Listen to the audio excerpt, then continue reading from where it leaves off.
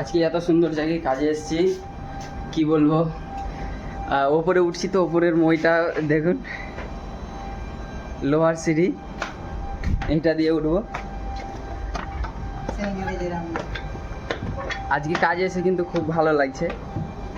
এমন একটা জায়গায় কাজ করছি যেটা আর বলার কথা না, কি বলবো, খুব সুন্দর লাগছে। কলকাতার বুকে আরও কাজ করেছি, কিন্তু এটা মানে ফার্স্ট যেটা আমাকে খুব সুন্দর লাগছে কাজ করতে আর কি।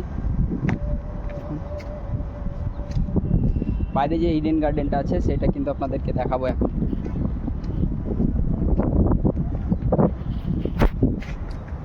এই দেখুন ইডেন গার্ডেন পিছনে।